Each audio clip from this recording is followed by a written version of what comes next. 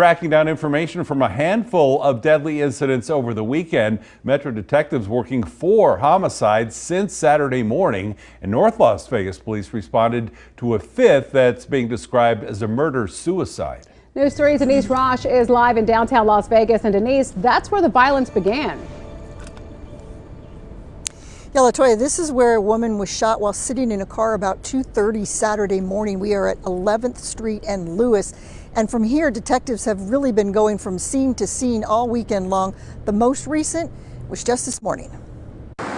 It just seems so random right there. That's the only thing first thing I thought, I was like, wow, right there at that intersection. Raymond Hollinger says his first thought was car accident. Metro Police taping off the corner of Durango and Deer Springs early Monday morning.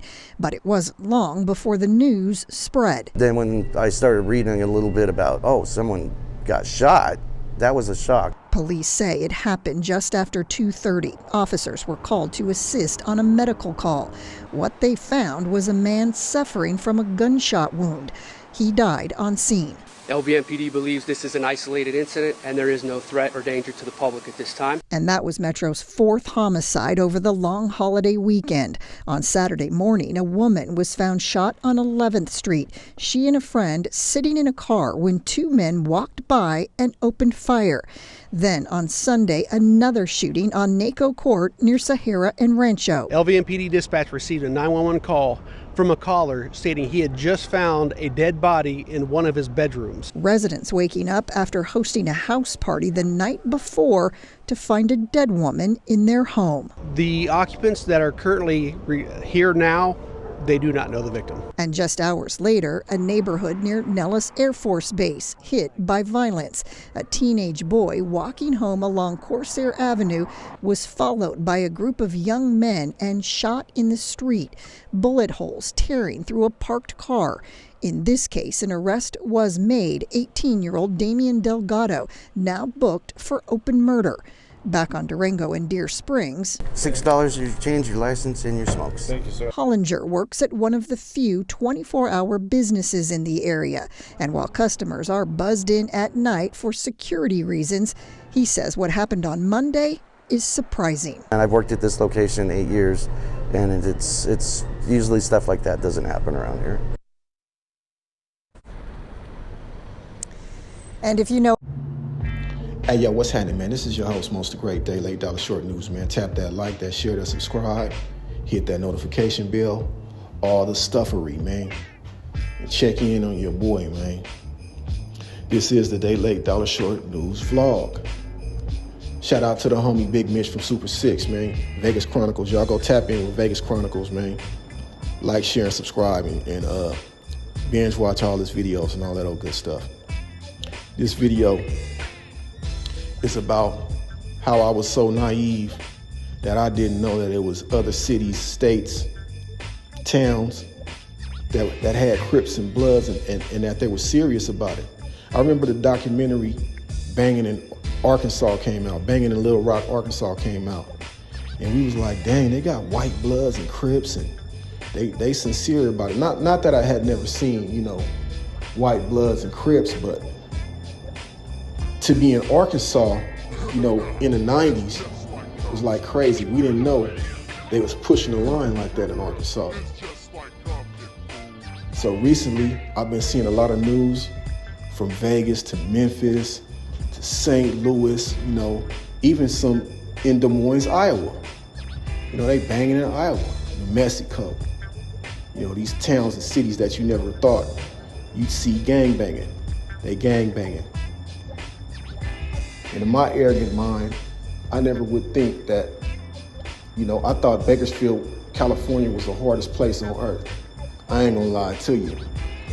DJ Quick came out with a song just like Compton, and he got the name in all these cities and states that he had been to on tour, St. Louis and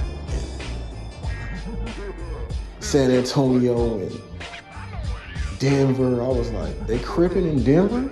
You know what I'm saying? Because this was the early 90s.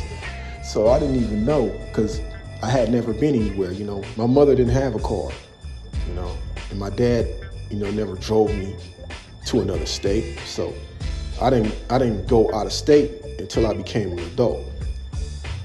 So in my feeble ass mind, I'm thinking LA and Bakersfield is the only place really, maybe Fresno, the only place where they really cripping and blooding like that at, where they thugging like that at. I've been proven wrong.